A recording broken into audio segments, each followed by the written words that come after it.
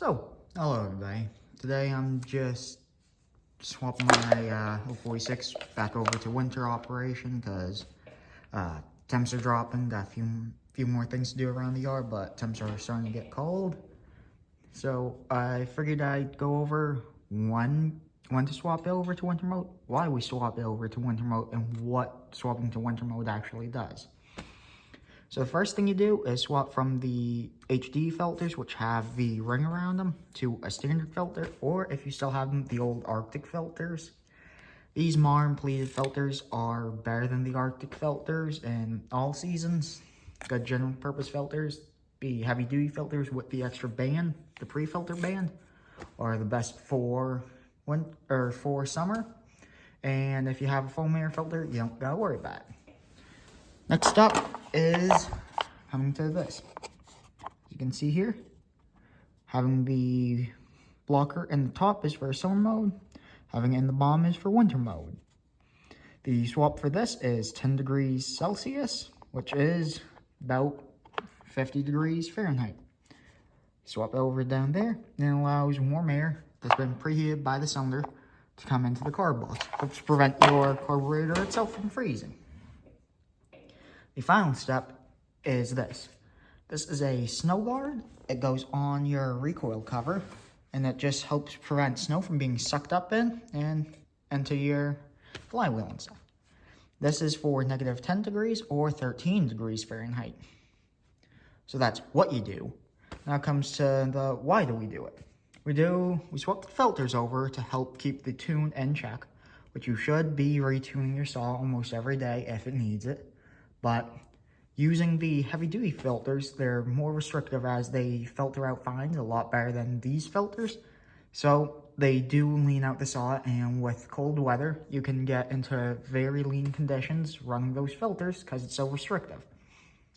Less air means it will richen your saw, not lean it out. That's because you have less air but more fuel, which can over-richen your saw, not over-lean it.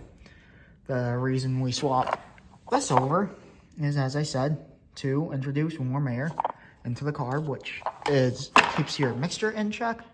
It also allows the carb to have warmer air flowing past it rather than cold air. If you have cold air and any water in the fuel, or any water gets in behind this plate, it can start to actually freeze up the linkages for the choke or the throttle or any of those functions. It can actually start freezing them up, causing your saw to run weird, messing with the tune, or even just not working. The last thing is this. This prevents snow from getting inside by the flywheel on especially these older saws. If you had the saw real hot, you're running it hard all day, and then you drop it this side in, the 066s were notorious for it, where snow would get through this, hit the coil, and your coil would stop working. Very bad day, you kind of need your coil to work. So after that, you'd have to replace your coil, and your saw wouldn't run until you replace the coil. So that prevents snow from getting in there. It also prevents snow from getting up into the flywheel and spraying up into the cylinder area of your saw under this cover, which again can lead to freezing and just water in general inside of all the covers of your saw is not good. Finally, how it works. It's pretty simple. This just prevents snow itself from getting into the coil or into the flywheel to spray up under the covers. That's pretty self-explanatory. Changing filters, more airflow, means you don't have to worry about the filter. More airflow plus thinner air equals out to being about the same. The final thing is this. What does moving that plastic blocker from the top slot to the bottom slot actually do? You may have noticed those cutouts and noticed the positions, but you also probably never really thought why you do it. The reason is this blocker right here, or the air diverter. This goes in like that. As you can see there, makes a seal, prevents snow from getting in there, as well as helping force air into your carburetor box. This, on this side, Goes like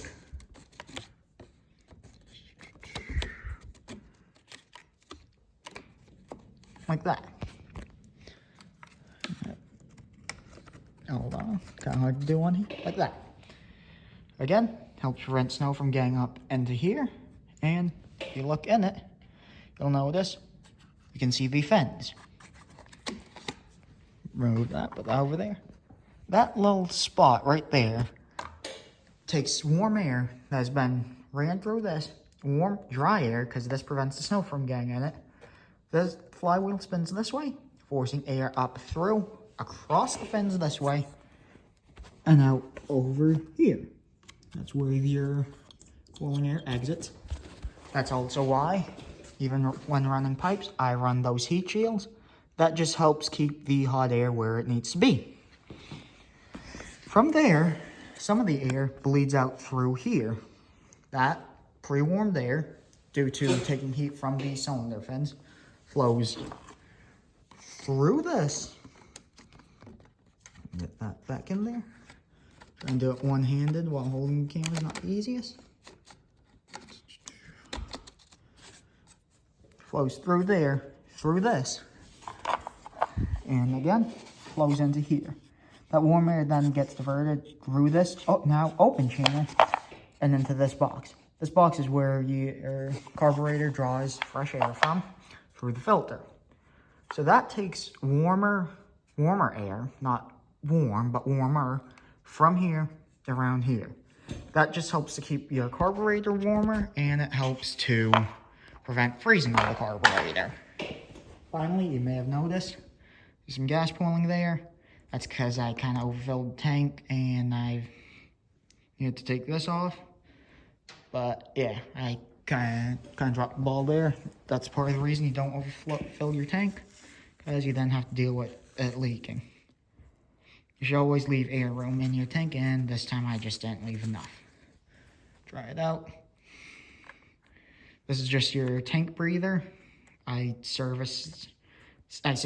just take it out, clean it out, make sure that there's nothing in it. About once a season, twice a season, sometimes. Hard doing it one-handed, trying to film for you. But just snaps into place like that. There you go. There you go. Snaps right into place. Put that in. And as you know, just screw that in. Screw it nice and tight. And as you can see, there's that black rim. Helps prevent snow or anything from getting in. Hot air diverts from there into here, into your carburetor. So I just figured I'd make this video while I'm swapping this all over. The Husqvarnas work a little differently, so I'll make another video on those when I swap that over. But yeah, and I know a lot of people in a lot of places have never seen these covers because they don't need them. These are available from most Sthil dealerships. I don't know if you can get them for the 1128 saws, which would be the 044, 046, 460, and 440. I do know you can still get them for the 461 and the 462. The 500i, I don't know. I don't do enough work with them, but at the same time, on the newer saws, you don't see them as often because they're not quite as needed. These old saws were a little more temperamental, so sometimes you do need extra parts like that. But figured I'd make a video because a lot of people have never seen these, never used them, or they have seen them but didn't know what they were. So there you go. Thank you guys for watching, and hope you guys learned a lot. Thank you.